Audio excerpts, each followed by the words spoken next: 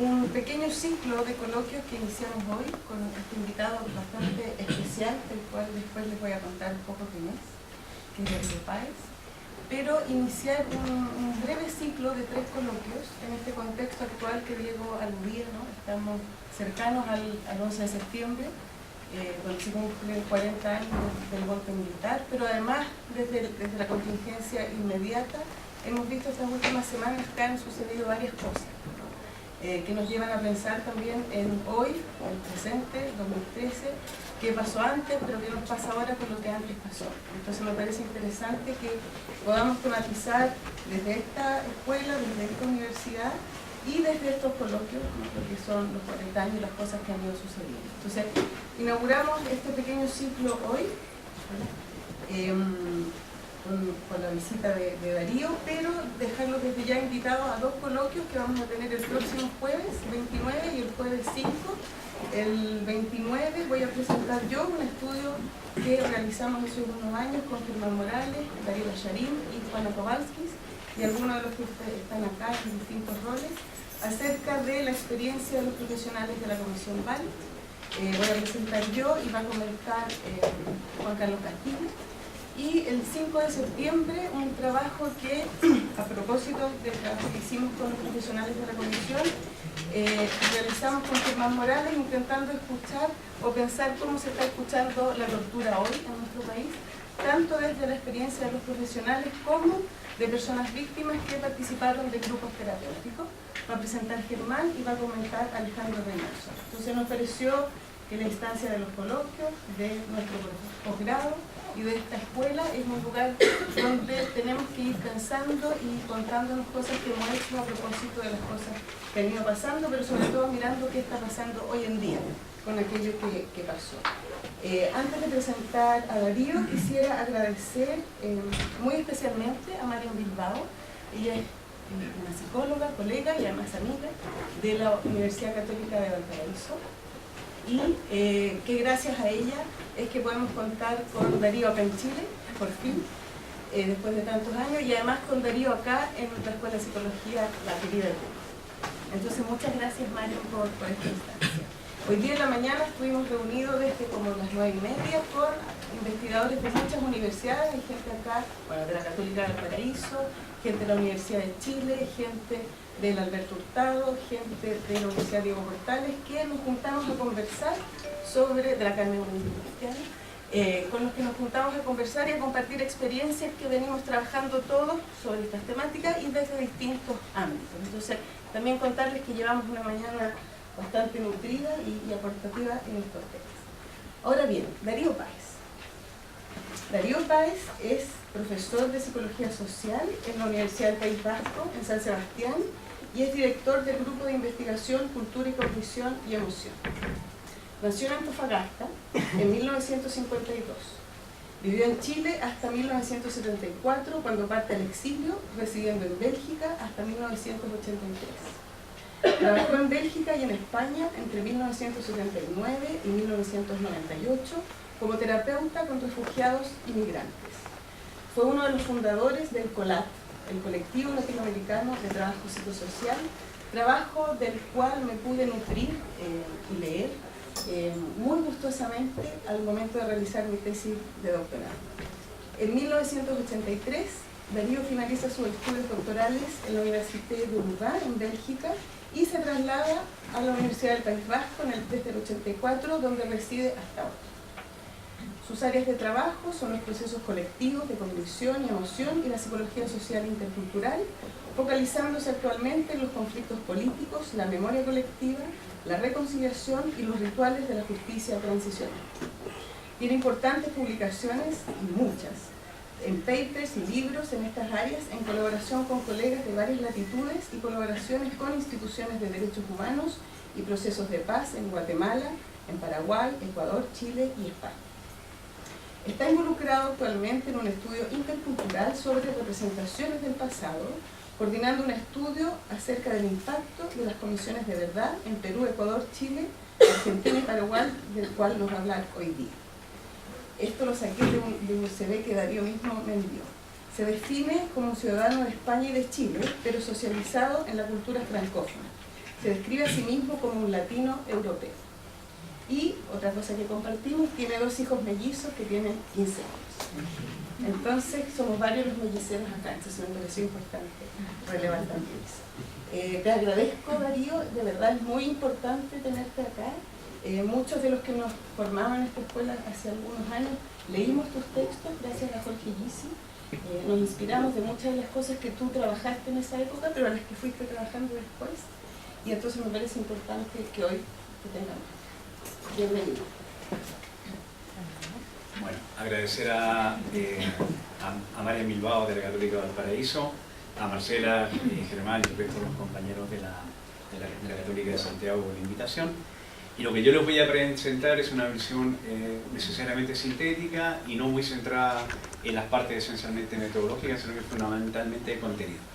Por el límite de tiempo, yo tenía varios resultados de focus group y discusiones cualitativas, sobre todo en Perú, que aportaron información complementaria.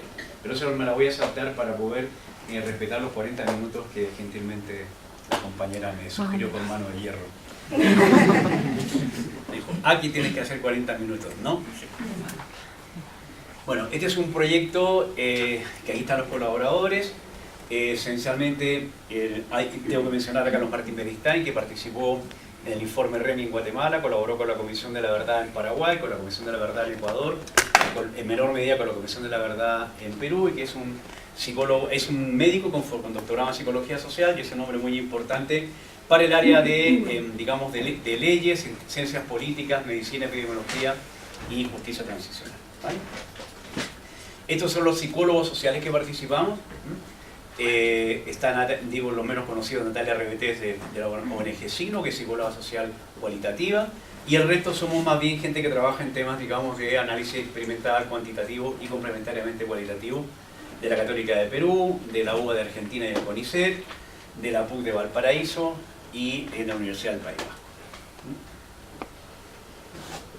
Primero voy a presentar brevemente qué son las CBRs, la CBR en el mundo y en América Latina, el conocimiento y evaluación de la CBR y su relación con creencias y actitudes políticas actuales, y en particular la relación entre conocimiento, aprobación de CBRs y el clima emocional hiper. ¿Vale? Tienen aquí, como estamos en un mundo globalizado, hay que poner fotos, entonces, como ven, Carlos Martínez, yo ahí que salgo desmejorado soy yo, obviamente. Carlos Martínez es un tipo guapo, Manu Cárdenas también, Maitana es la chica encantadora, y bueno, pues yo hago lo que puedo en la esquina, la próxima foto la saco, ¿vale? Entonces, esto es una manifestación en Bolivia con respecto al tema de la violación de derechos humanos, pero gracias a lo que ha hecho Marian ahora no pasa esto. Gracias, Marian. Claro. Nah, bueno, entonces, gracias. Las comisiones de verdad son las herramientas bastante utilizadas para pasar de situaciones de violencia política o dictatorial a situaciones democráticas, ¿vale? Obviamente tienen un sentido claramente instrumental, tienen un sentido político, tienen un sentido de reconstrucción institucional, pero el que nos interesa a nosotros como psicólogos sociales es su papel como rituales, como conductas que van a orientar a regular y cambiar las emociones y las creencias colectivas, en particular, como todos los rituales, a intentar recrear un sentido o un propósito en la vida, tanto a nivel individual como a nivel colectivo, y que probablemente ya es una vieja idea durkheimiana. Ya saben que ustedes se decían que el ritual de castigo del delincuente no era ni para el delincuente ni para la víctima, era esencialmente para la sociedad. Y que probablemente, y hay datos empíricos que lo van a mostrar de una forma como siempre, la idea siempre es mucho más bonita que la operacionalización o la demostración empírica, que lo van a confirmar en los datos que vamos a ver. Al otro lado.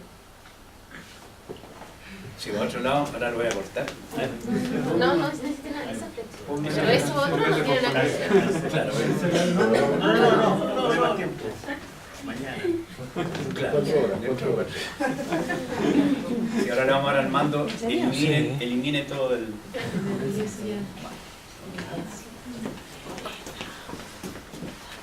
Ahora sí. Ahora sí que... Ah, chuta, ya no sé.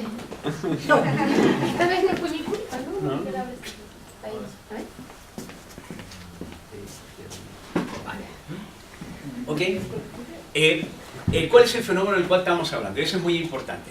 Esta es la versión de muertos por 1000 habitantes de las violencias políticas a las cuales estamos refiriendo. Esto siempre suena bastante frío, bueno, no suena bastante frío, es bastante frío y en realidad minimiza lo que ocurre. Pero como ven, la cantidad de muertos importantes que han habido, una cantidad de muertos importantes en Ruanda, 102 muertos por 1000, en realidad muere casi como 16, 20% de la población. Y lo que ocurrió, por ejemplo, en Chile, en Argentina y en Sudáfrica, está en una posición relativamente menor, ¿vale? Que en el entorno cercano las dos grandes violencias colectivas que hemos sufrido son la de Perú y la de Guatemala. ¿Ok? Esto es para recordar, activación emocional. ¿Okay? Cuando en la primera pregunta, y esta es la pregunta que se hizo, ¿se considera usted una víctima de la violencia por parte del Estado de sus agentes? Policía entre los años 73 y 85. Esta es la pregunta, no es la pregunta chilena, yo creo que esta es la pregunta de Uruguay, no estoy seguro, ¿vale? Entonces, como ven, se considera víctima de la violencia en el conjunto de encuestas que hemos hecho, que hay una encuesta de cerca de 1.200 aquí, una de 1.200 en Perú. Son las dos encuestas de mejor calidad. La de Perú es representativa, la de aquí es cuota conveniencia. La de Argentina, como no hay financiación, es lo que se logró conseguir. Y la de Uruguay, el mismo estilo, lo que se logró conseguir. Muestras de 500, 600, pero tienen menor calidad que la anterior. ¿Qué es lo que es un primer resultado importante? En Chile el 24% se dice ser víctima de algún tipo de violencia. No necesariamente tortura, ¿no? Pero sí exoneración, exilio, etcétera, etcétera. Y como ven, es mucho mayor que en el caso de Argentina y de Uruguay. Entonces es una de nuestros primeros interrogantes. ¿Por qué esta autocategorización tan grande? Pues la pregunta es exactamente la misma. Entonces probablemente una primera explicación realista sería que si bien hay 30.000 desaparecidos en Argentina, y hay una mortalidad política mucho mayor, hay 9.000 muertos causados por las organizaciones de izquierda o nacionalistas de izquierda y 8.000 por la derecha, más los 30.000 desaparecidos, la cantidad de presos y la cantidad de afectados sociales en el caso chileno fue mayor que en Argentina y que en Uruguay. Entonces, puede ser que esto corresponda a una realidad, pero uno de los puntos que tenemos que discutir es ver en qué medida esta autocategorización tiene que ver con elementos de la atribución que la gente le hace o la realidad misma o ambas cosas. En cambio, vean, esto es una encuesta hecha, no es la encuesta que hicimos nosotros, es una encuesta anterior. Como ven, la cantidad de afectados directos es mucho más alta en lugares como Junín, Ayacucho o Huancavelica. Entonces, ¿qué es lo que está confirmando esto? Que esta encuesta está respondiendo a los datos epidemiológicos. En el caso de la zona del Perú, en el cual hubo una violencia colectiva, una guerra de los pobres, una guerra campesina muy importante, como ven, la cantidad de afectados no es el 24% como aquí, sino que es mucho mayor, e inclusive esta pregunta si perdió algún amigo o conocido, ¿no? O algún familiar, ¿vale? La comparación con la muestra de aquí, como ven, por ejemplo, perdió familiar directo, si en Lima en ciudades llegaba al 10-13%. En el caso de Chile, la ciudad, que es lo más comparable, llegaba a un 4%. Esto solamente para demostrar que las estimaciones estas, si bien están hechas por encuestas, es con autocategorización, al menos corresponden con la realidad que sabemos por otros indicadores, entre comillas, más objetivos. Estos son los objetivos clásicos de la ¿cómo se llama? De la CBR. Perfecto, tenemos hasta el puntito rojo. Los objetivos clásicos de la CBR, según una autora que es Priscilla Heiner, pero que son más o menos consensuales.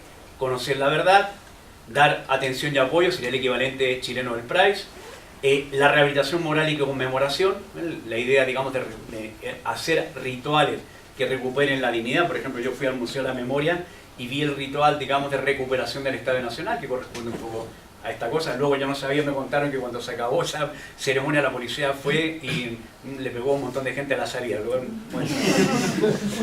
La reparación económica y moral, que son las leyes de reparación, lo que es la pequeña beca Vales, la pequeña beca Arreti, la garantía de no repetición o prevención y la justicia. En el caso de la justicia, no siempre, en realidad muchas veces, salvo la comisión sudafricana y algunas más, no hay continuación legal, pero ¿qué es lo que ocurrió? Que muchas de estas sirvieron para que hubiera continuación legal o acciones de justicia después. Entonces tienen aquí exactamente, es más o menos lo mismo. En la actualidad, como ustedes saben, hay más de 40 CBR en el mundo. Antes se hablaba de 30, ahora hay más de 40 CBR que se han hecho en el mundo, ¿vale? Tienen aquí, por ejemplo, en Europa se ha hecho en Alemania únicamente, fue una comisión histórica, pero estas son todas las comisiones que se ha hecho en el contexto africano y faltan ya algunas y algunas más. Esta es una sesión de la Comisión Sudafricana, ¿vale? quiero que cuente a la gente como Carlos Martín Beristain o como Priscila Hanel, que ha hecho una evaluación, digamos, cualitativa. O sea, han leído los textos, los informes, conocen los países, han entrevistado. Dice, ¿qué es lo que ocurre con estos objetivos? Primero, generalmente es un primer paso para establecer la verdad sobre el pasado. No es, generalmente, aunque haya un informe y un informe pormenorizado, no necesariamente la gente se construye rápidamente una verdad homogénea. Segundo, se da una plataforma pública a las víctimas. Eso depende mucho. Por ejemplo, supongo que ustedes recuerdan, no sé si recuerdan, todos son muy jóvenes, recuerdan que en la RETIC no hubo una audiencias públicas. En cambio, en la CBR en Perú subieron. Entonces, claro, depende mucho de cómo se dé. El promover que los perpetradores de la violación de derechos humanos asuman su responsabilidad, eso está claro que es escaso. Se acaba de morir Videla, y Videla se murió cantando el himno nacional, o el himno que le guste, diciendo que lo que había hecho era correcto, etcétera, etcétera. Yo no dudo mucho que Contreras, o cómo se llama, o el Guatón Romo, digamos, hayan demostrado alguna sensación de asunción de culpa o responsabilidad.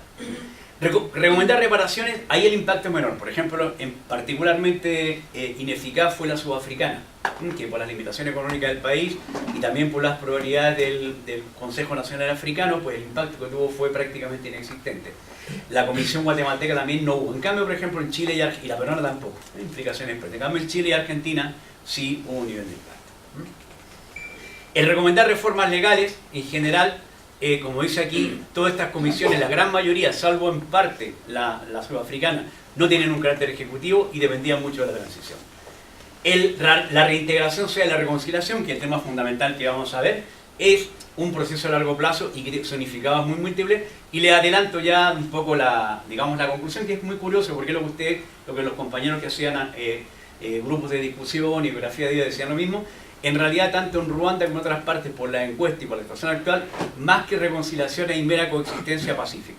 Es como que hay una reconciliación minimalista. No hay, en ninguno de estos países se ha logrado, en un contexto muy distinto, una reconciliación de nivel de crear un destino conjunto, etcétera, etcétera. ¿Vale? Y la última, ayudar a consolidar una transición. Aquí lo que hay que decir, hay dos estudios, digamos, cuantitativos. Uno publicado de forma sin análisis por Seeking y Wood Wallis, que nosotros reanalizamos, y que demuestra que en el caso de América Latina, a nivel nacional, los países que han hecho comisiones de verdad versus comisiones de verdad que han terminado, por ejemplo, se hizo una en Bolivia que terminó muy mal, se han hecho otras en otros lugares que no han tenido, las que han hecho comisiones de verdad exitosas, luego tiene una disminución en indicadores de violación de los derechos humanos, comparado con aquellos países que no hicieron o que hicieron mal. Saben que el país importante que no ha hecho es Brasil, que lo está recién haciendo ahora. Hay un segundo análisis estadístico muy interesante que hizo un colega anglosajón sobre cerca de muchos países más, y que le salía que no había efecto directo de la comisión, que en realidad donde había disminución de la violación de derechos humanos eran aquellos lugares que las instituciones de justicia funcionaban mejor, y similares, parlamentos, etcétera, etcétera. El segundo no ha sido publicado lamentablemente, pero yo creo que ambas cosas son ciertas. En el contexto latinoamericano se hicieron comisiones de verdad exitosas, pegaron un empujón para la disminución de violaciones, y probablemente a nivel mundial no es la comisión de verdad en sí misma, sino que el funcionamiento de las instituciones que está jugando un papel importante. ¿Vale? Tienen aquí, ¿cómo se llaman las comisiones? Y las subrayadas son sencillamente las que nosotros estamos recogiendo en... se nos olvidó subrayar, sí. Esta es Ecuador, Chile, Argentina. En Guatemala participamos, pero no estamos haciendo evaluación. En Uruguay estamos haciendo la evaluación ahora. En Chile el VALEC y en Paraguay son las que han habido. Y en otros lugares, por ejemplo, como en Brasil, no hubo comisión, aunque se hubo un informe del estilo Nunca Más, y creo que se llama exactamente igual, de la Iglesia, y ahora se está haciendo la comisión de verdad. Y en Colombia, como ustedes saben, han habido modificaciones afortunadamente positivas. Hay un informe que es cerca de 200.000 muertos, y luego están las conversaciones de paz en La Habana, que aparentemente van a dar paso a alguna forma, a alguna instancia, digamos, de comisión de verdad histórica. ¿Vale? ¿Cuánta gente, digamos, esta es una encuesta hecha 8 años después, de Caminero y colaboradores, cuánta gente entregó testimonio en la sudafricana, que fue una de las relativamente exitosas? Ven que menos del 1%. Afectados el 1,7%. Quiere decir que, grosso modo, la mitad de los afectados, o un 60%, entregaron el informe. ¿Cuántos asistieron? 13%, y siguieron por los más media un 40%. ¿Y por qué mostramos esto? Probablemente es el gol estándar. Entonces será la comisión que tiene más impacto. Nos da también una visión de cuál es el impacto que pueden tener estas comisiones. ¿Vale? Tienen los resultados de nuestra encuesta en Chile. Entregó el testimonio menos el 2,3 y el 2,6%. Afectado el 24%. El 24%, aunque en realidad, por ejemplo, Alejandro me corrige si no es así, los afectados de tortura son como el 10%. Pero aún así, fíjense que 1/5 de la gente entregó. ¿Vale? Y la gente que conoce por más media las comisiones son 39, 40, 41. ¿Vale? Tiene información de las diferentes comisiones. Y aquí no les presenté el resultado peruano, pero el resultado peruano tiene dos elementos muy importantes. 3 elementos muy importantes. El primero es que la violencia fue mucho más masiva. La segunda, que la mayor parte de las víctimas de la violencia fueron víctimas de Sendero Luminoso, o sea, una organización que queramos o no queramos es de izquierda. Y la tercera es que hay diferencias culturales relativamente importantes. Entonces me parece más razonable comparar Chile, Argentina y Uruguay, que aunque no son iguales, pues yo diría que las diferencias no son tan importantes. Entonces, como ven, conocen, tienen información sobre las comisiones, la Comisión de Paz es la uruguaya, la Comisión para la Paz posible, ¿cómo se llama? La Argentina es el informe Sábato, la chilena el RETI, y como ven, conocen la gente, en el caso chileno, más el RETI que el VALE, y el mayor conocimiento se da en Argentina. Probablemente por los juicios recientes, por la muerte de Videla y por la política, digamos, de los gobiernos Kirchner, que han hecho esto más saliente. Pero como ven, hay una variación importante. Y en Chile es donde menos la gente declara haber tenido informe de la comisión. ¿Qué es lo que hacíamos cuando la gente, bueno, a todo el mundo se lo dábamos? Pero después de contestar las primeras preguntas, a todo el mundo leía una pequeña página donde se describía la actividad de la RETI y que la VALEC y se le daba una pequeña síntesis de las recomendaciones que estas comisiones hacían. Por supuesto, la RETI y la VALEC aquí, la Sábato en argentino, el COMPAS y el CERPAG, o algún enfermo anterior del CERPAG en el caso de Uruguay. O sea, lo que hicimos fue asegurar que la gente tuviera una base informativa mínima para contestar. También quiere decir que de cierta forma la encuesta servía como una forma de educación cívica, porque estábamos dando a un 50% de la gente que no tenía información, le estaba dando información sobre lo que ocurrió en el pasado. ¿Es esto suficiente para que la gente que leía contestaba algo, contestaba a continuación, diera una respuesta, si ustedes quieren, con validez de encuesta de opinión? No estamos seguros. Entonces una de las cosas que estamos haciendo sistemáticamente es comparar la respuesta de la gente que respondió, que ya antes decía conocer, con la gente que solamente conoció en el momento. ¿Vale?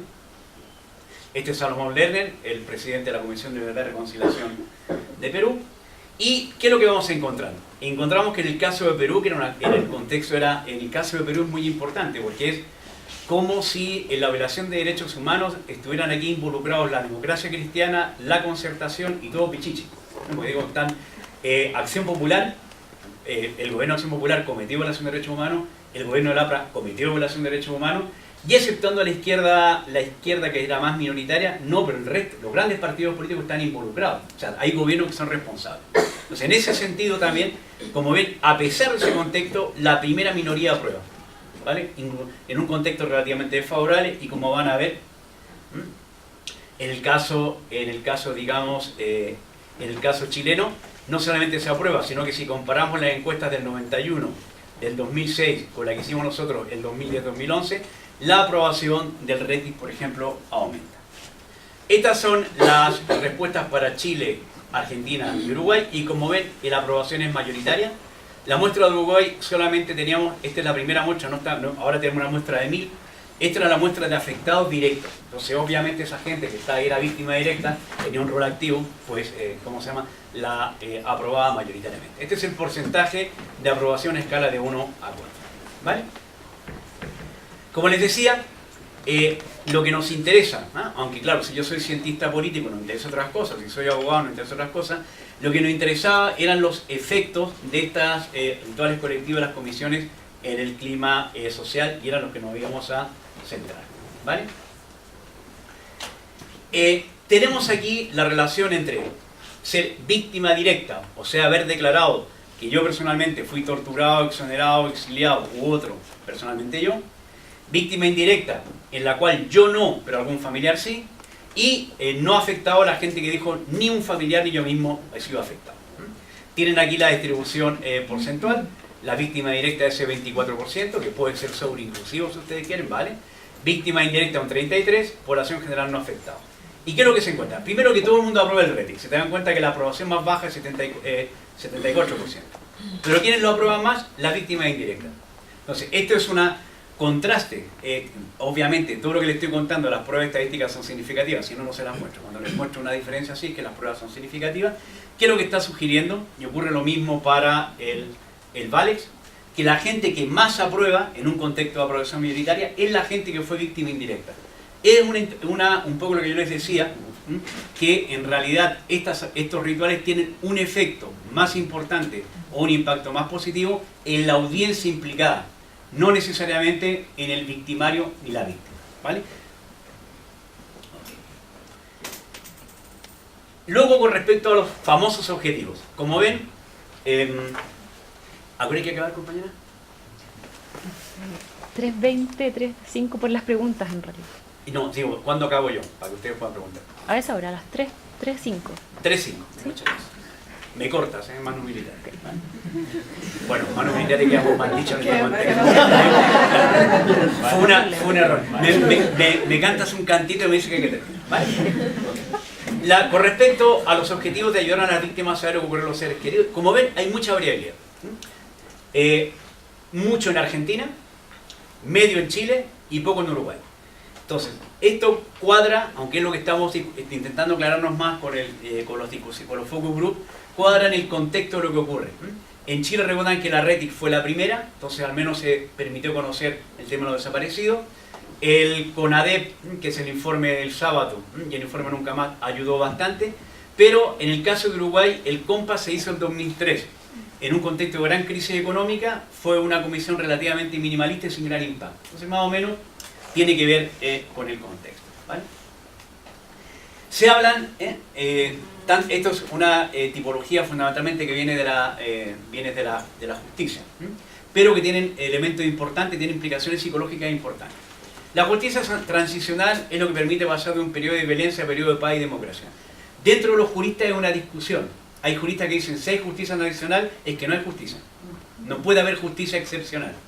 Pero bueno, se refiere a estos procesos de cambio. Luego, el tema de la justicia procedimental es muy importante, es lo que tienen allí. Y recuerden... Joder.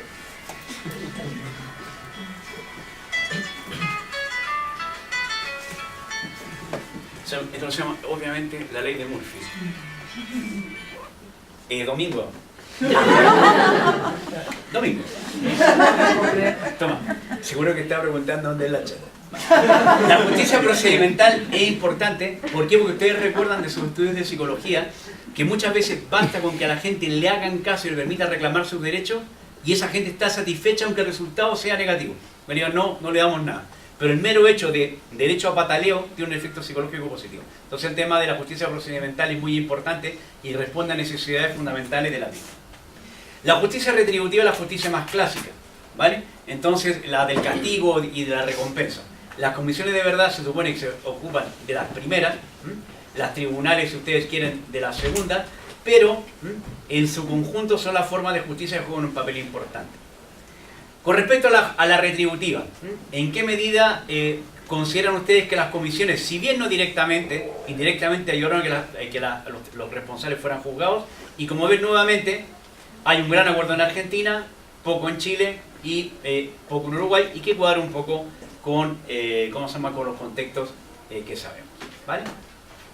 La segunda, el objetivo de prevención, nuevamente lo mismo, una opinión muy favorable en Argentina, media en Chile y menor en Uruguay, y que, como les decía, ustedes recuerdan que si bien tanto en Chile como en Argentina hay entre 500 y 600 encausados, el nivel de encausamiento en Argentina es mayor, ¿no? O sea, todos los miembros de las juntas militares fueron encausados y el nivel de encausamiento y de expulsión de las instituciones es mayor. Por ejemplo, que yo sepa aquí, no sé si habrá foto de Pinochet en la Academia Militar, pero igual la hay, pero no la han sacado. En cambio en Argentina, a nivel de gestos simbólicos, ustedes recuerdan cuando llega aquí se le ordena al milico en jefe que retire la foto, etcétera, etcétera. ¿Ok? Este es el otro elemento importante.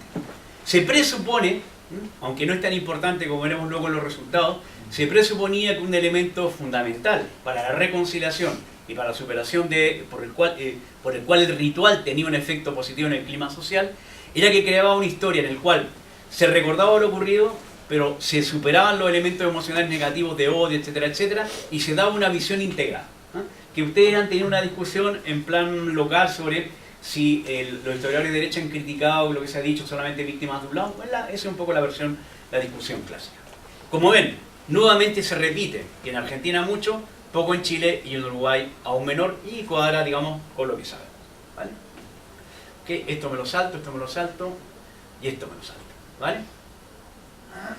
¿Todo esto es interesante? Bueno, pero aquí puedo hacer el comentario, por ejemplo. Vale. Ok. La justicia restaurativa, de la cual no hemos hablado, tiene que ver con el elemento más ritual de reincorporación en la comunidad. Entonces yo los materiales que eliminé, hay una antropóloga norteamericana, se llama Kimberly Taydon, que narra cómo en los pequeños pueblos castigados por el combate entre el sendero y el ejército, en algunos de esos pueblos, la gente que fue senderista, la reciben, tiene que pedir disculpas, la chicotean en público y la ponen a trabajar al lado de las tumbas de los muertos. Entonces la persona se reintegra en la comunidad, pero a través de un castigo o una expiación pública. No era gratuito, porque era la alternativa: o los chicoteaban y los ponían al lado de la tumba de los muertos, o los entregaban a los militares. O sea, ¿se entiende? No es que fuera una justicia restaurativa blanda. También se puede discutir en qué medida es justicia restaurativa. Y lo último, como yo soy cuantitativo, le pregunté a la Taydon en cuántos sujetos se basaba lo que ella contaba. Entonces, al final entendí que era la informante clave. Entonces, la señora que le contó decía que eso pasaba. ¿Vale? Es interesante, ¿no? Yo no lo quiero descalificar, pero quiero decir que teníamos que ver en general cuánto se ocurrió. Lo puse, está en las transparencias que dejo a disposición de ustedes. ¿Vale? ¿Qué es lo que es reconciliación? Entonces aquí nos apoyamos fundamentalmente en Gibson. Gibson no es un psicólogo, ni es un sociólogo, un cientista político norteamericano que evaluó la superación de, el rol de la TRC o de la Comisión de Verdad en África del Sur. Y nosotros con Bernard Rimé, con Patrick Kayangara y con Banzani Servit, pero sobre todo con los dos primeros, intentamos hacer una versión más psicológica de lo que él dice. ¿Qué es lo que es reconciliación? Primero, la construcción de una narrativa integrativa de la violencia colectiva pasada, lo que estábamos viendo antes. Segundo, superar las emociones negativas como el enojo, el miedo y la tristeza. Cambiar la imagen del outgroup, o sea que la derecha no es totalmente mala ni totalmente buena, la izquierda no es totalmente mala ni totalmente buena. Aumentar la confianza intergrupal, tener una actitud de perdón aunque sea minimalista y generar emociones colectivas de esperanza, que en el caso sudafricano es la nación del arco iris, hay un futuro positivo, etcétera, etcétera. La primera es un elemento de memoria colectiva, la segunda es de relaciones intergrupales, creencias intergrupales, emociones intergrupales. La tercera es un problema institucional. Hay que aumentar la confianza en instituciones muy importantes como la policía, la justicia, el parlamento. Y la última es un cambio de, si ustedes quieren, de valores de cultura política. Aumentar los valores, si ustedes quieren, universalistas. Los valores de tolerancia, los valores de exclusión de la violencia como arma legítima de lucha política. ¿Vale? Entonces, esta definición de reconciliación, que es la versión de Gibson, pero ya pasada por estos colegas israelitas, que son Nader y Bartal, que son colegas que trabajan temas de reconciliación, esencialmente entre palestinos e israelíes, pero un punto de vista más general, es lo que consideramos como reconciliación. ¿Vale? Este es el libro de Gibson. Un elemento importante es en qué medida las iniciativas de reparación, me voy saltando cosas para terminar con a lo que la compañera dijo, Un elemento importante es en qué medida estas iniciativas, digamos, tienen una carga emocional real y tienen un elemento de impactar a la población real. Tienen aquí una descripción del ex presidente Lugo, en el cual cuando entrega el informe final, dentro del teatro en el cual lo entrega, que no tiene tanta distribución pública, pide, digamos, este es un ejemplo clásico, ¿no?, de cómo un representante importante nacional entrega el informe y pide disculpas, una carga emotiva. Entonces, ustedes recuerdan que en el caso de Elwin también, el hombre conmovido está en el alma lo entrega, etcétera, etcétera. ¿Vale? ¿Ok? Y ese es un ejemplo clásico de iniciativa institucional de petición de él.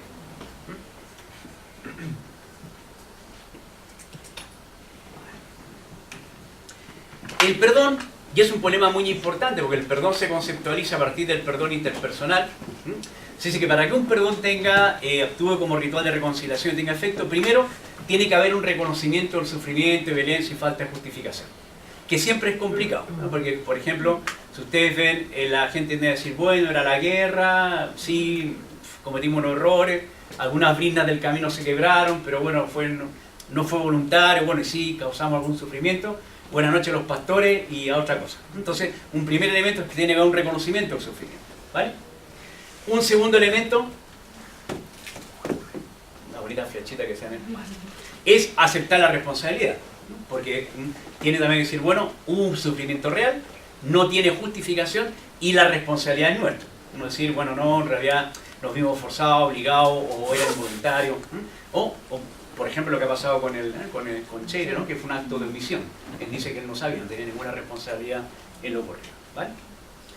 Tercero, una expresión de empatía, de remordimiento, clara. Entonces, bueno, yo entiendo que otros han sufrido.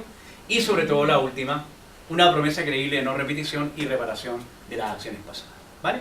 Entonces, esto, los autores principales son un grupo de australianos, que el autor esencial es Blatch, que en la enciclopedia de la psicología de la paz tiene un artículo que es interesante, es lo que se presupone que tiene que ver cómo estos rituales tienen efecto en la reconciliación, ¿vale? Para que vean, si bien lo que yo les presento esencialmente son encuestas retrospectivas, también hacemos trabajo experimental. Y lo voy a ejemplificar con elementos que se estudian allí, porque cuando ganamos el Fondecita aquí en Chile, un evaluador dijo, sí, muy interesante, pero ya veo que hay gente de España, ¿por qué no hacen lo mismo en España? Entonces, yo dije, si algún evaluador está aquí, recién dijo, cuando vaya voy a contar que también hacíamos trabajo en España, para que un poco nos acusaron de estar viendo, ¿se entiende? La viga en el ojo ajeno, o sea, la pajita en el ojo ajeno, la viga en el propio, ¿vale? Y la idea fundamental es que tanto las disculpas como las comisiones actúan como un ritual expiatorio, con efectos normativos y de restauración de la memoria. En contra del sentido común, la idea fundamental es que cuando hay disculpas oficiales y hay digamos, iniciativas de reparación, aumenta las emociones negativas de culpa colectiva y vergüenza. Cuando ustedes le dicen a la gente, ustedes son croatas, llegaron a Punta Arenas, mataron todos los indios y son unos genocidas, ¿qué es lo que dirán los descendientes de los croatas? No es cierto, no es verdad, no era para tanto, todo el mundo lo hacía. En cambio ustedes dicen lo mismo, le dicen, y además, sin embargo, qué sé yo, la comunidad croata ha hecho un monumento al indio muerto y además le están dando beca a los descendientes de los indígenas, no sé qué, hay una tierra, sí, es verdad, lo hicimos, ¿se entiende? Se disminuye la disonancia y la gente tiende a aceptar. Y es un poco lo que hemos logrado demostrar, digamos, con estudios de tipo experimental relativamente sencillo, ¿no? Claro, con un impacto limitado. Entonces la idea básica es que estos rituales van a reforzar las emociones negativas, el acuerdo en acciones de reparación y también la cohesión social, ¿vale? Pues tienen aquí un estudio experimental que es en realidad como una especie de presentar dos versiones del periódico. En una versión, control, se recuerda solamente la violencia en el País Vasco, es una descripción de lo que fue la violencia de los últimos 40 años, que afortunadamente ha terminado. ¿Ok? Estas son la gente que se siente afectada, entre paréntesis, ¿se acuerdan? Aquí era el 24%, aquí un 1,5% en el País Vasco, a pesar de que la epidemiología diría que... Y en la parte, la mitad de la gente veía solamente los hechos, la otra mitad veía los hechos más esta, ¿cómo se llama? Esta petición de disculpas. ¿Vale? Esto era en el gobierno Ibarretxe, el gobierno nacionalista de centro-derecha, demócrata cristiano, pero más o menos hacen esta petición de disculpas. ¿Vale? ¿Y qué es lo que ocurre? Que efectivamente... bueno, primer elemento.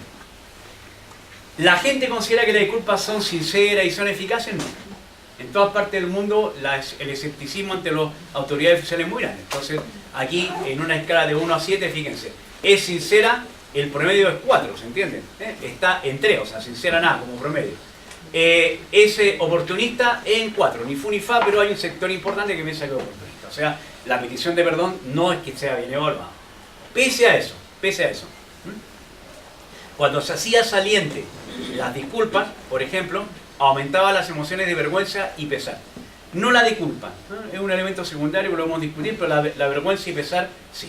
Tampoco es que sea un nivel muy alto, pero cuando la gente recordaba únicamente los hechos, minimizaba la vergüenza y el pesar. Solamente lo aceptaba cuando se daba cuenta que su autoridad, entre comillas, por mal que les cayeran, habían tomado alguna iniciativa de reparación. Segundo, estaba más de acuerdo con nuevas reparaciones, ¿ok? tampoco el acuerdo era muy fuerte, pero estaba de acuerdo con las reparaciones. Y este es el interesante. Ustedes supongo que saben que la violencia política reciente en el País Vasco es de los nacionalistas vascos. Entonces, ¿qué es lo que ocurre? Cuando había presencia de las disculpas, las víctimas vicarias, que eran la gente, entre comillas, nacionalista, español nacionalista, veían un clima mejor. En cambio, cuando las disculpas estaban presentes, los nacionalistas, altamente identificados con los nacionalistas vascos, disminuían el clima. O sea, hay una mejora del clima de forma, como siempre la interacción es complicada. Quiere decir, si yo soy víctima vicaria, me lo mejora. Si yo soy victimario vicario, me lo disminuye. Pero tiene un efecto en el clima emocional. ¿Vale? ¿Por qué les cuento también esto? Porque también esto es una violencia que proviene de gente que se declara esencialmente de izquierda. Pero es para que vean que los procesos son similares. Por ejemplo, las víctimas deberían perdonar. Primero, en general la gente dice que no es obligatorio. O sea, la respuesta está por debajo de la media, más bien desacuerdo. Pero fíjense, la gente con alta identificación con los vascos dice que sí, que las víctimas deberían perdonar. La gente con alta identificación con los vascos también dice no lo hicieron peor que en otros países. ¿Se entiende? Hay una minimización. ¿Y qué es lo que ocurre? ¿Quiénes están más de acuerdo con la reparación? La gente poco identificada o si usted quiere las víctimas vicarias. ¿Qué quiere decir eso? Y en el País Vasco es muy llamativo. Cuando uno pregunta sobre la guerra civil, dice la gente de izquierda, ni olvido ni perdón. Cuando tú le preguntas a los nacionalistas de izquierda con respecto a la violencia de ETA, ¿qué dicen? Olvido y perdón. ¿Se entiende? Depende del punto de referencia. ¿Vale? Ok, bueno, estas son las conclusiones. Buenas noches a los pastores, ¿están todos de acuerdo? Sí. ¿Vale? También hicimos un estudio correlacional, que no vamos a mostrar el experimental, que en el caso de Blázquez da lo mismo. Blázquez es un obispo que hizo una autocrítica muy jesuítica, ¿no? O sea, en realidad, no sé si puse la... No, ni la puse, porque o sea, lo que pasa es que el tipo hizo unas declaraciones como sinuosas y la prensa dijo, internacional y nacional, el obispo Blázquez está pidiendo perdón. Luego se juntó la conferencia episcopal y dijo que no había por qué pedir perdón. Pero el impacto inicial fue la petición de perdón del obispo Blázquez. ¿Vale? ¿Qué es lo que ocurre? Hay preguntas también, son muestras también de conveniencia. Si estas peticiones de perdón tienen impacto. ¿Vale? Y efectivamente, la gente que opinaba que las disculpas eran sinceras y no oportunistas, decían que había que perdonar más, veían más cohesión y pensaban que había más respeto a los derechos humanos. O sea, a nivel correlacional se confirmaba la idea. Ahora, lo que es importante, ¿cuánta gente cree que las disculpas eran importantes? O sea, en una escala de 7, estaba en la respuesta que sí, estas disculpas ayudan. Y como ven, oscilan entre el 15 y el 30%. O sea, si ustedes quieren, en el caso de estas disculpas, que eran disculpas de hace 40, 50 años atrás, pues la mayor parte de la gente cree que no son tan eficaces. Pero esto da un poco el techo de la eficacia que estas medidas pueden tener. ¿Vale?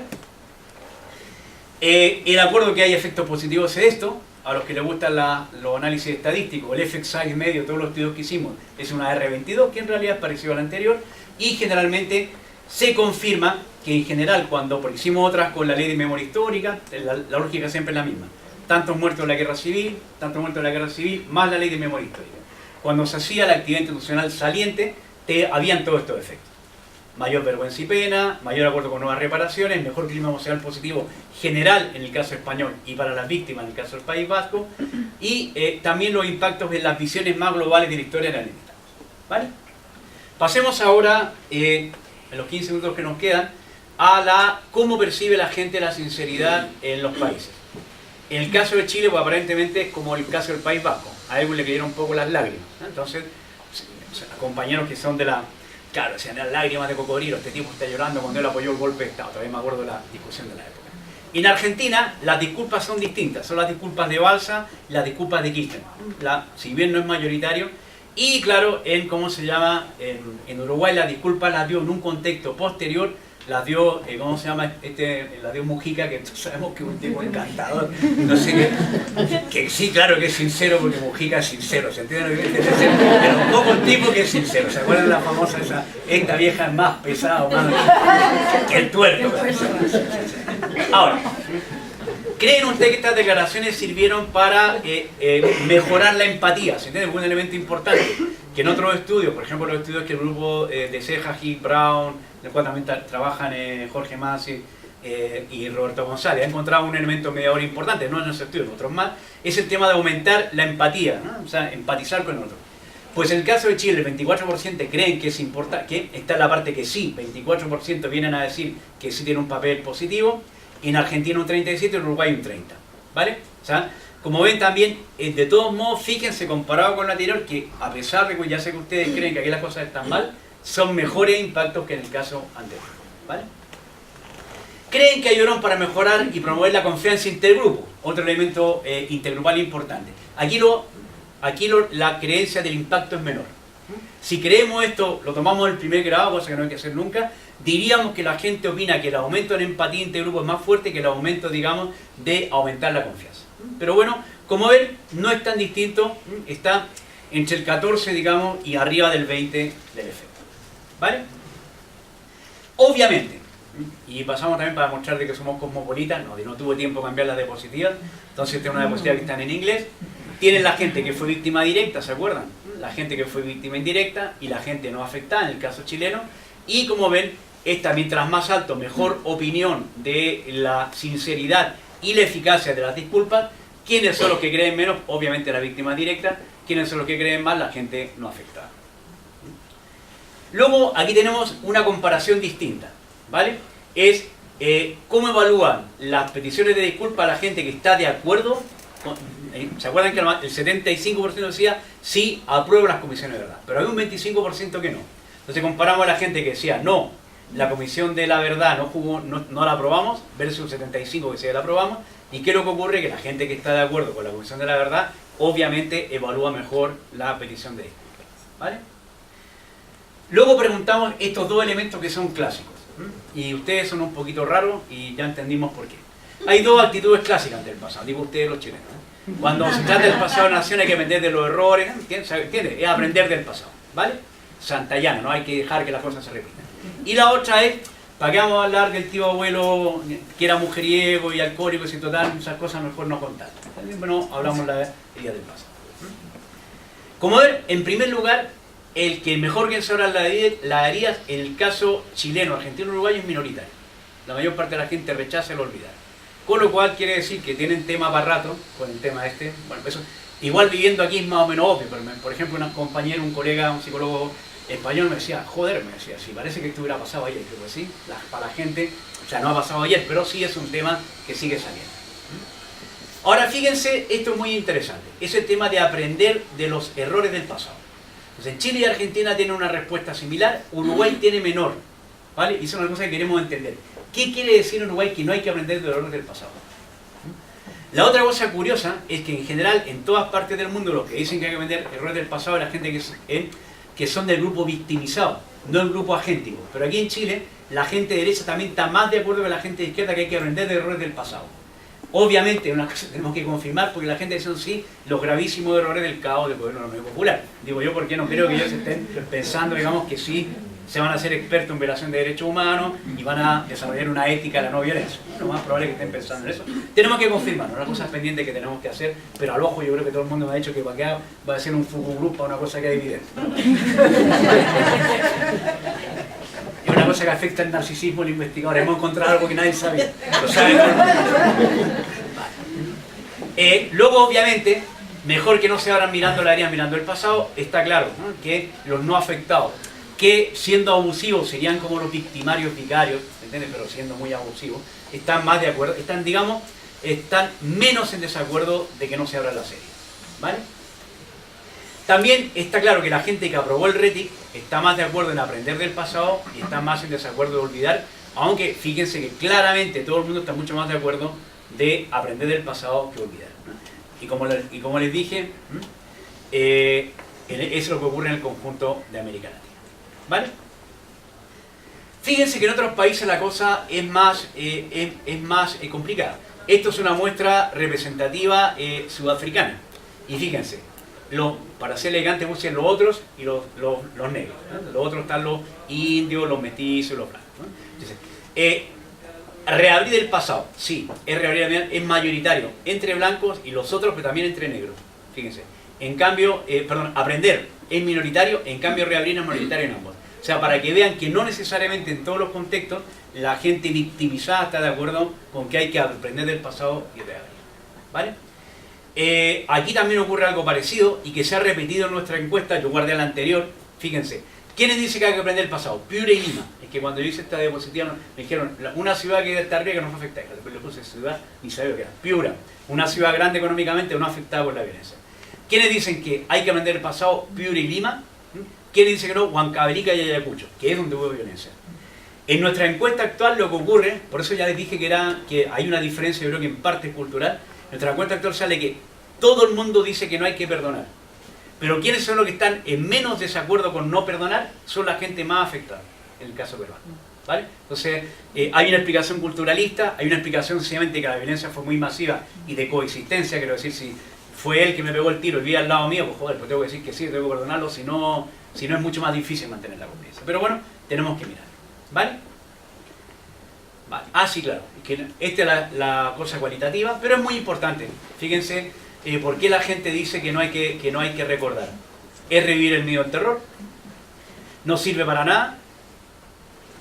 Y estos dos son de la psicología positiva.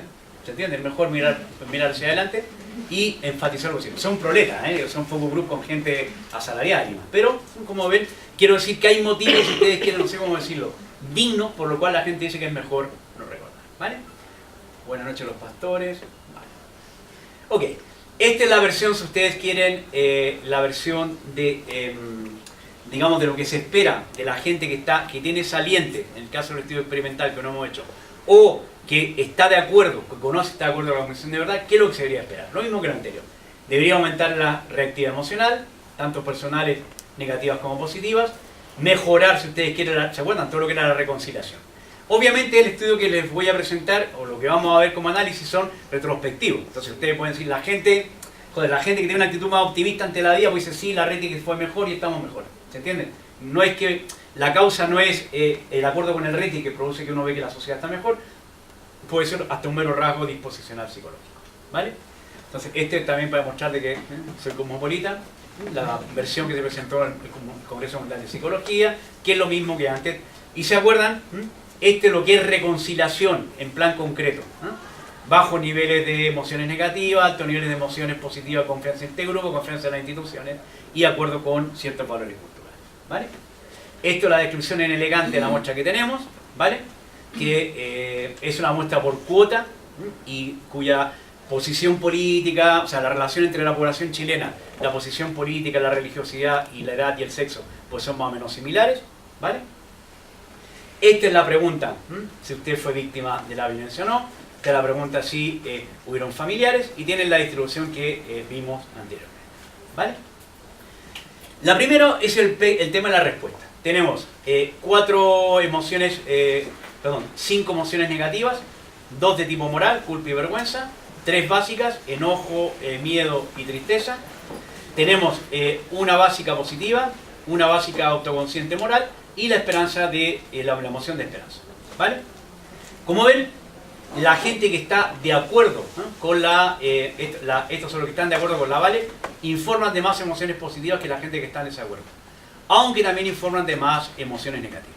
Lo cual sugiere que la gente que está de acuerdo con el ritual, o sea que el ritual fue satisfactorio, muestra más emocionalidad ambivalente, más negativa, porque el ritual te hace recordar lo que ocurrió, pero también más positiva porque te da, por ejemplo, esperanza. ¿Vale? Eso eran las preguntas sobre emociones personales. Luego hicimos preguntas sobre clima socioemocional. Utilizamos la escala de Joe de Rivera. Yo les puse 3 ítems, es una escala que tiene más ítems, que tiene buena fiabilidad, ¿vale? Y efectivamente, la gente que está de acuerdo con la convicción de verdad ve un clima emocional más positivo que la gente que está en desacuerdo. El tamaño del efecto es chiquitín, quiere decir que el efecto no es muy importante, pero hay efecto. ¿Qué ocurre? Y es muy importante esto, sí, me quedan 5 minutos. En general, estos rituales y estas medidas restaurativas mejoran las emociones de valencia positiva. No afectan tanto a las emociones de valencia negativa, que siguen más el conflicto y el estrés. Entonces, un efecto, un resultado general. Luego, la gente que está de acuerdo con la Comisión de la Verdad muestra más confianza en este grupo, significativamente, el efecto similar al anterior. Aunque es muy importante, la gente percibe en general baja confianza en este grupo. ¿Se entiende? la confianza de este grupo es menos baja en la gente que está de acuerdo con, en este caso, con el resto. Esta es la escala, una segunda escala de clima emocional, que tienen aquí solidaridad y confianza en las instituciones, tienen aquí emociones negativas, y el resultado es similar. Y les reafirmo el tema de la confianza institucional, que era otra dimensión de la reconciliación. La gente que está de acuerdo con el RETIC está más de acuerdo en la reconciliación, en que las instituciones son confiables. ¿Ok? Finalmente, el componente, digamos, de valores. Entonces, son dos ítems de la escala de valores de Schwartz, que es una escala ultra conocida, son valores de universalismo. ¿Vale? Entonces, esto, si ustedes quieren, en cristiano es como tolerancia, en cristiano es sencillo. Y esto es valores de justicia universal. Elegimos los dos ítems por eso. Y efectivamente se encuentra que la gente que está de acuerdo con la VALEX tiene puntuaciones más altas en estos valores universalistas. Y en este caso, el tamaño del efecto es más alto y más similar a lo que habíamos encontrado antes. ¿Vale? Como ven, por ejemplo, esto es aprueba o desaprueba por víctimas, afectado indirecto y no afectado. No hay efecto de interacción. Quiere decir que no hay, al contrario de lo que pasó con los datos de Alejandro, que no sé dónde está Alejandro. En cada caso, mostrar los datos de Alejandro. Daba lo mismo que fueran víctimas o no víctimas. Si estaban de acuerdo con la VALEX, estaban más de acuerdo, presentaban una opinión más favorable en general al conjunto de las cosas. Por ejemplo, en este caso el clima emocional positivo, pero el efecto, la ausencia de interacción era general. ¿Vale? Vamos ahora a la parte final. Y como verán, la conclusión es que no hay ni olvido ni perdón. La pregunta esta es de Diez Moulet, que se ha aplicado en diferentes lugares como África, Asia, y en esos lugares la gente tiende a opinar que sí, que se puede perdonar. Aquí no. Porque lo pueden ni olvidamos ni perdonamos. Este es una foto argentina. Perdón de algo bastante. Porcentaje de 4 a 7. En Chile 28%, en Argentina 24% y en Uruguay 28%.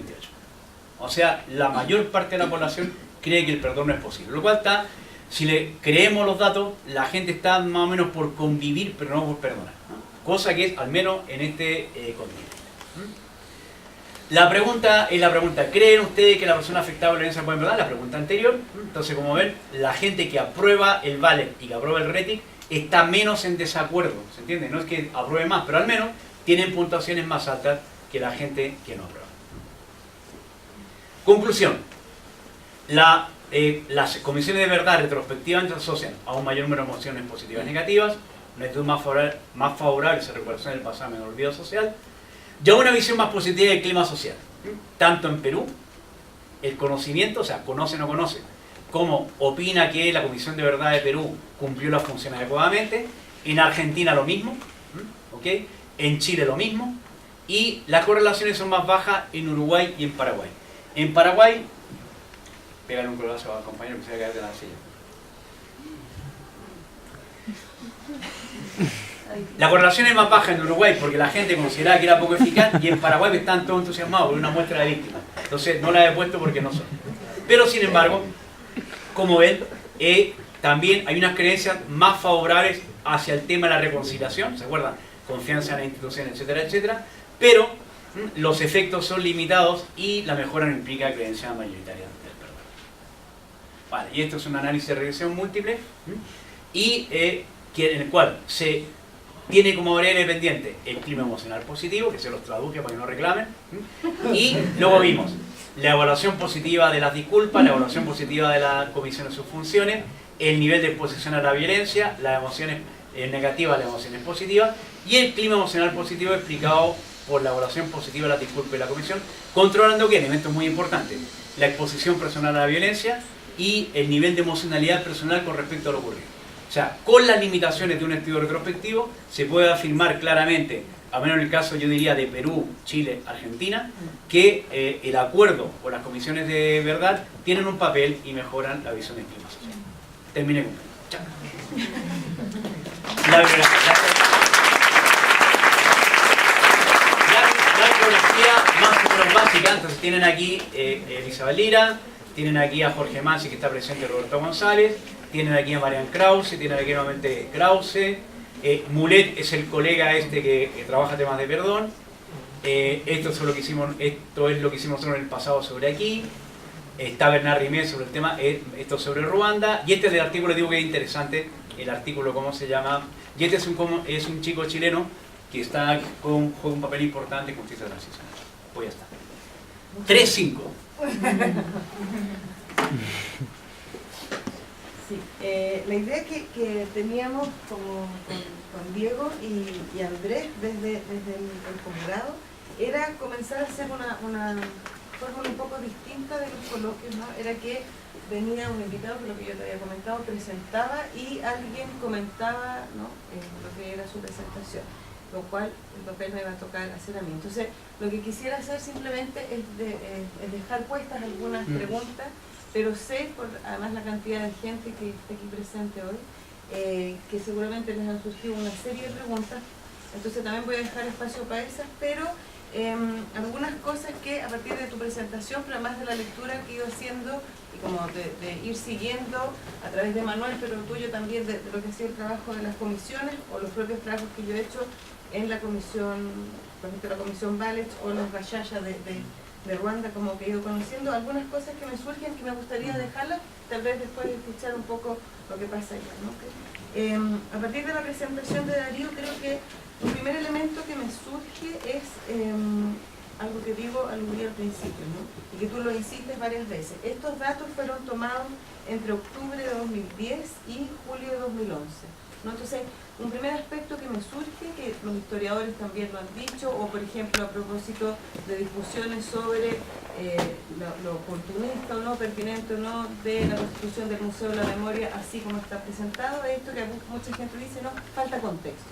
Entonces, algo que me gustaría como dejar planteado es el momento en que estos datos son recogidos, ¿no? Y que tratáramos de pensar, conversábamos con Pablo de Tesano en el recreo, entre el trabajo que tuvimos en la mañana y ahora, ¿no? Como cuánto de historia sabemos respecto a lo que ha sucedido en distintos países, cuánto sabemos respecto a lo que en nuestro país ha sucedido, pero tratando de mirar, y creo que en ese sentido el trabajo de Darío es interesante, todo lo que han venido haciendo con los otros colegas, ¿no? De ir mirando en simultáneo distintas realidades locales, ¿no? Como desde lo que ahí pasa en esos países. Darío insistió, por ejemplo, el caso distinto que puede tener Perú, podemos pensar Bolivia, ¿no? Como, o lo que sucede en África, o lo que ocurrió en Alemania, donde sí hubo comisiones de verdad, pero la realidad de otros países, a propósito de la ocupación nazi, donde no ha habido comisiones de verdad, pero sin embargo siguen poniendo en cuestión si participaron o no, etc. Entonces, el tema de los contextos me parece interesante en general, de lo histórico, y en el caso de este tipo de estudios, ¿no? ¿Cuándo es que los datos y cuándo es que a las personas los llamamos para contarnos acerca de ciertas cosas, que creo que es importante? Entonces, eso como un primer elemento que me parece importante a considerar. Otro elemento, ya trayéndonos como a la realidad como específica de Chile, y es que Rettig y Balech tuvieron características súper distintas, ¿no? No solo se refieren a distintas violaciones a los derechos humanos, sino que son hechas en momentos históricos de la transición democrática, como uno quiera llamarle, que son bastante distintos. Los Rettig, detenidos, desaparecidos y ejecutados con causa de muerte, año 91, primer gobierno, Patricio Elwin, y la Balech, que es dentro de la política de Ricardo Lagos, No hay mañana sin ayer, ¿no? Y que tuvo casi 30 años después, el año 2004, querer ir a mirar qué pasó con los sobrevivientes, ¿no? Con las personas víctimas de prisión política y tortura. Entonces, en ese sentido, como que una pregunta que me rondea siempre cuando leo vuestros trabajos tiene que ver con son contextos distintos, son comisiones distintas. Entonces, de repente agruparlas, me parece que como que miramos como muy globalmente un fenómeno, cuando creo que, dadas las características de cada una de las comisiones y a lo que estuvieron abocadas y en el momento en que fueron hechas, como que tal vez sería interesante como hacer distinciones ahí, como meternos como a pensar lo distinto que puede ser, como por el tipo de violación que estamos hablando, por la cantidad de personas que declaran a estas comisiones, ¿no? como cosas distintas que nos pueden llevar a pensar eso, y por lo tanto cómo nos metemos a estudiar. Otro aspecto que me parece interesante a reflexionar, como de proyección de estos estudios, o pensando en los estudios que hemos hecho desde Chile, ¿no? Lo que se ha hecho en Ruanda, ¿no? Como, ¿qué es el concepto de justicia transicional, ¿no?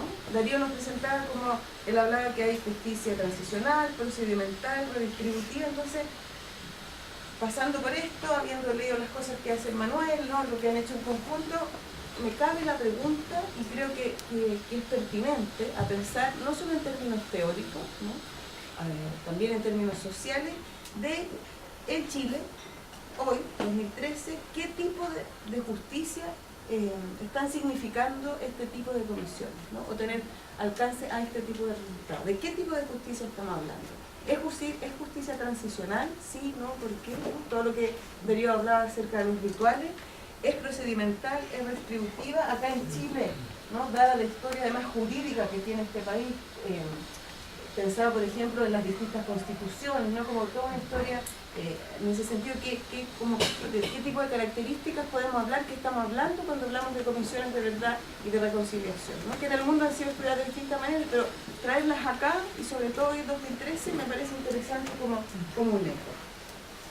Y finalmente, y obviamente, ¿no? Como desde lo metodológico, como la experiencia que tiene que ver con el estudio que trabajamos con Germán, con Dariela, con Juanita y con otra gente, ¿no? Como a propósito de la experiencia de los profesionales que trabajan en estas comisiones, ¿no? Como el efecto que puede tener que una persona diga que conozca la comisión una vez que haya leído algo sobre ella o no. Me sigue rondando la pregunta hoy en 2013, ¿no? En la mañana conversábamos respecto, por ejemplo, a cosas que vimos cuando muere Pinochet, ¿no? Y hay una manifestación pública, o cosas que aparecen acá en la universidad a propósito de ciertos actos que ocurren, de memoria, etcétera, o a nivel de las calles, ¿no? Y recientemente a nivel de las noticias, etcétera, preguntarnos como cuánto en verdad la gente responde acerca de estas comisiones sin saber, ¿no? Tenemos con Germán, con Andrea, con Jimena, además la experiencia de, por ejemplo, realizar un curso acá en la escuela sobre trauma y violencia política, y claro, cuando hablamos de, bueno, y los informes sobre no sé qué, y la comisión Retis dijo tal cosa, y la Vale dijo, pero de repente se sabe de eso, ¿no? Son cosas que están ahí a la mano, por ejemplo, hoy, insisto, 40 años, para hablar sobre lo que nos pasó, ¿no? Y hablar desde hoy de que, en base a lo que nos pasó, estas comisiones pueden aprendernos o no ciertas cosas, ¿no? Cosas que me inspiran como a comentar. Creo que mejor escuchemos a los demás y tal vez tú puedas después retomar. Yo voy un moderador solo para lo que queda, porque me lo pidió la Paula, pero... Como mandado. Sí.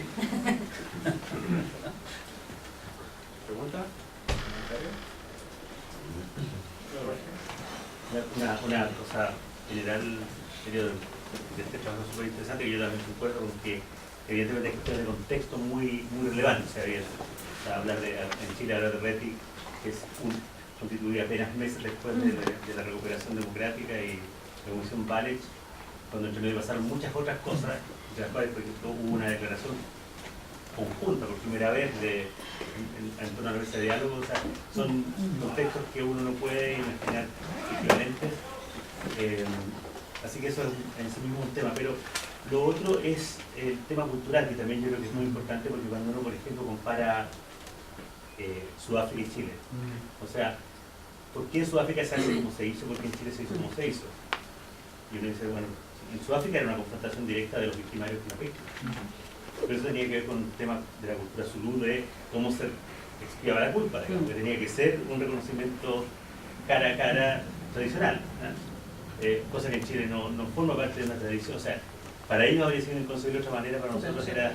Entonces, las formas tienen también que ver mucho con las normas culturales. Pero, y también el hecho de que la violencia en algunos casos es un tipo de violencia ejercida por instituciones, y en otros casos es violencia puramente colectiva. O sea, el caso de Ruanda es una explosión donde los vecinos se comienzan a matar hasta a machetazos cuando el día anterior estaban comiendo juntos. O sea, es así de drástico la ruptura. Pero lo que transita esto es que hay identidades en el medio, y súper fuertes. O sea, en el caso de Chile, identidades políticas, en otro caso, identidades religiosas, identidades éticas. Y yo no sé si, mi pregunta tenía que ver con que en los estudios que nosotros hemos hecho sobre esto, es súper evidente que la aproximación a estos temas es muy distinta, muy asimétrica, porque se trata de situaciones de violencia asimétrica. Entonces, lo que te quería preguntar es si ustedes en estos estudios incorporaron la dimensión, la identidad, o sea, cómo el sentirse asociado a alguna de las identidades en juego cambiaba, cuán drásticamente cambiaba, digamos, las actitudes que tú mencionabas. Sí, es una respuesta sencilla. Así como lo estudió sobre el caso del País Vasco, que hay una referencia que hubiera un grupo, entre comillas, étnico-político más claro, había preguntas de identificación. Lo que hicimos aquí no hicimos preguntas de identificación, hicimos una pregunta general de posicionamiento político. Entonces, cuando la pregunta de posicionamiento político la entramos como variable, en general los resultados no cambian, porque grosso modo, como lo demostraban ustedes, pues entre los no afectados está grosso modo la gente centro-derecha, entre la víctima de esta está centro-izquierda, centro-derecha, y entre la víctima de esta hay más gente de centro-izquierda y extremo-izquierda. Entonces, pero no hay una pregunta de identificación, ¿no? En el caso de los estudios sobre el País Vasco, sí, porque era pertinente cuando usted se identifica con los vascos, con los españoles, porque es saliente en el discurso político, ¿no? Pero preguntar aquí usted cuánto se identifica con el guatón rojo, con la tina, pues no. ¿Me entiendo? O sea, pero nosotros no aplicamos preguntas de identificación ni en Perú, ni en Chile, ni en Uruguay, solamente la pregunta de posicionamiento político. Y en el caso de Perú, por ejemplo, hay en espejo, bueno, en todos los países le preguntan, ¿usted fue víctima de acciones de organizaciones de izquierda? De hecho, ¿sí? RP Montoneros, PRT, en el caso de Argentina, Tupamaro, en Uruguay, etc. Y lo que ocurre es que, aún en el caso de Argentina, donde hay una violencia política más importante de parte del PRT, RP y Montoneros, prácticamente no teníamos gente. En cambio, en Perú sí. En Perú, al igual que ocurre en la vida real, de la gente encuestada, pues de las víctimas de violencia política, una ligera mayoría era víctima de Sendero Luminoso o de Sendero Luminoso y del Ejército. Pero tampoco hay pregunta de identificación ahí. Y en Perú tampoco hicimos pregunta de identificación quechua, aymara o cosas así, o blanco, mestizo.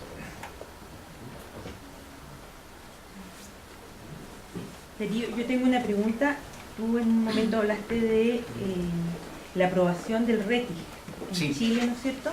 Y señalaste que había diferencias entre la condición, ¿no es cierto?, de tus encuestados, siendo los víctimas indirectas quienes mayor aprobaban ¿no es cierto?, el RETI.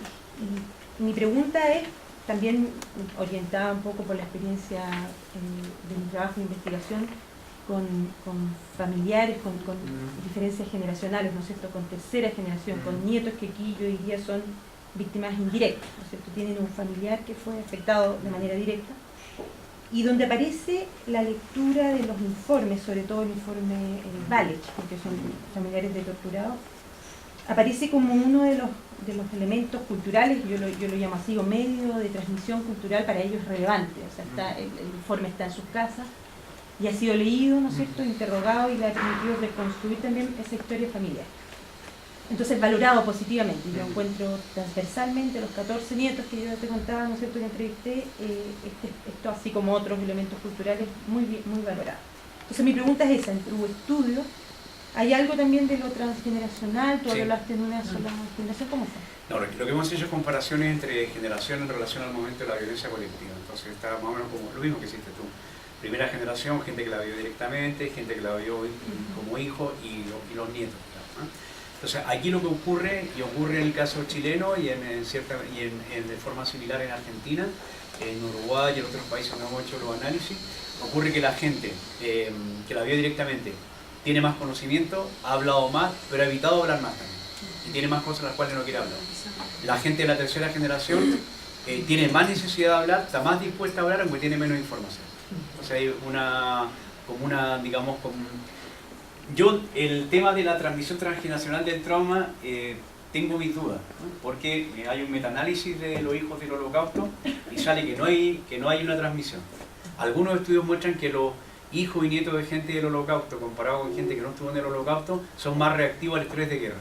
Pero al menos el metaanálisis que yo conozco sobre el tema no digo que no, o sea, hay que ser cuidadosos. En el caso del Holocausto, el metaanálisis existente indica que no hay una mayor reactividad o sensibilidad de los nietos del Holocausto ante hechos de estrés. Pero hay que mirarlo, y es un tema que hablamos en la mañana, porque una cosa es la gente que te llega a la clínica y una cosa es los íconos que te están pasando. Hay un libro muy bonito de un israelí que se llama algo así como Las velas de la memoria, Pero claro, son algunos casos.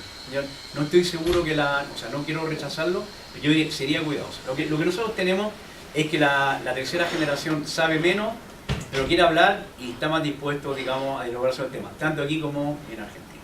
Eso es lo que te podría decir. Y lo otro en relación a lo que comentó Marcela, claro, que es una cosa interesante, que digamos, a mí lo que me gusta es cuando lo que ustedes encuentran cuadra con lo que encontramos en el otro lado. ¿Qué es lo que encontramos? Que la gente diga, conoce si no, es buen predictor del resto de las respuestas. Cuando le preguntamos cuánto conoce, 1, 2, 3, 4, como dicen los nicaragüenses, vale verga. O sea, funciona peor que el sí no. Lo cual quiere decir que la grabación que la gente está contestando no tiene mucho sentido. Entonces, una de nuestras preguntas que hemos hecho, pregúntame lo que ustedes le preguntan, ¿qué es conocer?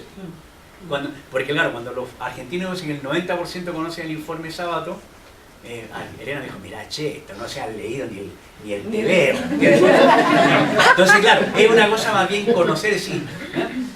Yo conozco, o sea, vi la portada, sé de qué va, me leí un articulito. Entonces, lo que va en el sentido tuyo, y que está bien que coincidamos también con el tema de la convivencia. Que la convivencia, ustedes se dan cuenta, es una convivencia minimalista. O sea, aquí no hay olvido, aquí no hay perdón, pero sí, y no desconfiamos tanto, ¿entiendes? O sea, desde el punto de vista de lo que hay es eso. Pero bueno, es lo que tenemos, lo que hay, ¿me entiendes lo que quiero decir? Lo que hay. Entonces, el punto de vista del conocimiento es lo mismo. Yo creo que el conocimiento es más en conocimiento, digamos, no sé cómo decirlo, que ustedes decían icónico, ¿no? Totémico, o sea, un conocimiento más genérico, más que un conocimiento real, detallado, ¿vale? Y lo otro que vamos a ver, que no lo hemos hecho, pero que lo que dicen los focus group, o sea, como digo en chiste, lo que le dijo la abuela Marcela Muratori y lo que le dijo su papá, era que, es que era muy poca base para contestar. O sea, claro, tú leías que habían habido 1000 muertos con tonero de RP, 8000 muertos de violencia política, más de 80 desaparecidos, que han llegado a esta conclusión. Sí, pero bueno, pues mirar, pero vamos a mirar, porque eso es lo que ellos dijeron. Vamos a mirar si los análisis conocían antes, no conocían después, si el perfil de asociaciones. ¿Vale? Y es lo que deberíamos tratar de mirar acá. Claro, claro. Y lo último, cariño, es que efectivamente hay amores a los 30 años, amores a los 40 años, amores a los 50. Son siglos vitales distintos, son distintos, pero son todos amores. Entonces te digo lo mismo con respecto a los rituales. Si vamos a intentar entender la lógica general, claro que tienes que balancear en contextos distintos. Es que si no, no podemos hacer análisis. Y con esto no soy naif, o sea, yo mismo te digo, claro, sí. El compás en Uruguay de 2003 pues era en medio de una crisis económica fundamental, con un gobierno de derecha que se estaba diciendo buenas noches a los pastores, y, ¿entiendes? Fue una gota en el agua. Pero para hacer análisis comparativo y para hacer análisis tenemos que presuponer que el enarbolamiento de los 18, 20, 25, 30, 36, 40, 50 son más o menos parecidos. Así que uno ve el efecto del enamoramiento en el bienestar. ¿Me entiendes lo que quiero decir? Sí, sí, y el mismo problema que tenemos, o sea, aquí es lo mismo. Si quieres, sí, eso es verdad. Pero y eso no niega obviamente por ejemplo, que la comisión del Ecuador es mucho más chiquitita, un impacto mucho menor que la comisión, digamos, que la comisión Sábado. O, por ejemplo, que nos han jodido el estudio en Brasil, que lo estamos haciendo, porque claro, con todo lo que está pasando, ¿a quién le importa que haya una comisión de la vida de Brasil acá? Nos han echado a perder ¿cómo se llama el estudio? ¿Qué le vamos a hacer? ¿Entiendes? Pero lo mismo, o sea, yo me acuerdo cuando el tipo hacía el análisis de los 100 países, ¿no sé cuánto? Todo el mundo, o sea, tipo que era del país decía, eso está mal. O sea, esa puntuación del país está mal. Claro, cuando tienes mucho conocimiento de un lugar y te dicen, no, eso de 1 a 4 no es mucho, no es cierto. Pero es el precio de la generalización, ¿no? O sea, yo quiero decir que es cierto que el contexto es distinto, tanto tú como Jorge aludieron a eso, pero si vamos a hacer comparación del efecto de los rituales de Navidad en el bienestar, tenemos que presuponer que la Navidad en Isla de Pascua y la Navidad en Arica es más o menos similar. ¿Entiendes? Es el precio de que pasa. Terminamos con Germán, preguntamos ahora. Te quería preguntar una cosa sobre que me parece súper interesante el trabajo, pero otra que no sé si está incluido o quizás es algo como a pensar, porque las comisiones de verdad hacen una cosa que es establecer la idea de la verdad, pero también hacen sugerencias de política, de gestos, de símbolos, digamos. Entonces todos tienen ese componente. Entonces en este estudio te dicen, ¿hay algo de eso que está puesto o eso de cuáles son las sugerencias, las políticas que emanan?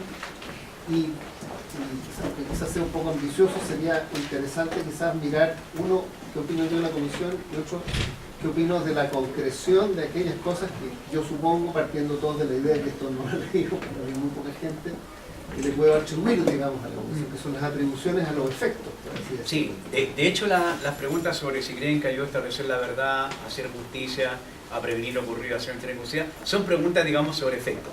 Pero además, más adelante en la encuesta hay preguntas, digamos, ¿y usted qué opina de las siguientes iniciativas que se han hecho y qué iniciativas pueden haber? Es una parte que nos falta, digamos, análisis. Pero efectivamente se pidió también hacer. ¿Sí?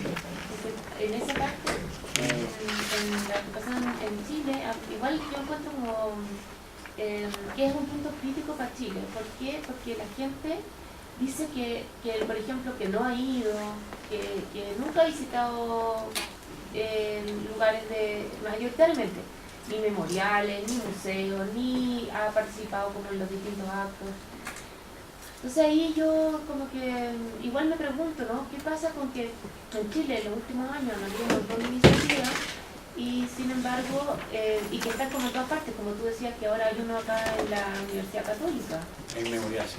¿Cuánta gente lo sabe o hace algo con eso? O sea, yo siento que a la vez, como no sabían del RETI o del VALE, tampoco sabían de todas estas otras cosas que las comisiones han impulsado o que la justicia transicional ha impulsado en términos como globales, amplios. No, y creo que ahí hay una cosa como para Chile, ¿no? que tenemos que... Pero sí sabían del RETI y el VALE como el 39, 40, 41, 49%, que era lo mismo que la TRS sudafricana. Es que hay una cosa que uno aprende cuando hace evaluación de impacto es de que la omnipotencia no existe. Entonces, si el 40%, o sea, que el 49% de la población diga conocer el RETI en Chile, claro, el 51% no conoce, pero el 49% no está mal. Ahora que había seguido por la más media en África del Sur, el 40%. Sí, sí. Y lo segundo, lo que hay que hacer, digamos, yo creo que hay que hacer estudios de evaluación antes después de lo que ocurre cuando la gente entra y sale el memorial, por ejemplo. Eso es interesante. Y sí estamos haciendo estudios de rituales, ¿no? Estamos induciendo rituales. No sé si los chicos que están aquí ¿te hicieron la manifa en el campo o no? ¿Blanca? Sí. Sí. ¿Cuál? Nada, entonces no lo hicieron. Estamos induciendo rituales. Entonces estamos estudiando el impacto de la participación en rituales folclóricos, pero además inducimos rituales. Una mitad le hacemos escribir, por ejemplo, eslóganes sobre a favor de los inmigrantes, porque los inmigrantes tienen el mismo derecho, tienen que integrarse, y otra mitad hace lo mismo, pero además lo sacamos a hacer el ridículo en la mitad del campo con una pancarta. Entonces evaluamos antes después, la tarea es la misma, pero una tiene un carácter de manifestación de conducta colectiva pública simbólica y efectivamente la conducta colectiva pública simbólica refuerza los cambios de creencias. O sea que también hacemos estudios de ese carácter. Oye, yo creo que ustedes, digamos, con la cantidad de gente que entra y sale al Museo de la Memoria y a Villa Grimaldi, pues es sencillo, ¿eh? Le pasa al turista cuando entra, al turista cuando sale, cuando hacemos en inglés, francés y castellano. Muchas gracias. Bueno.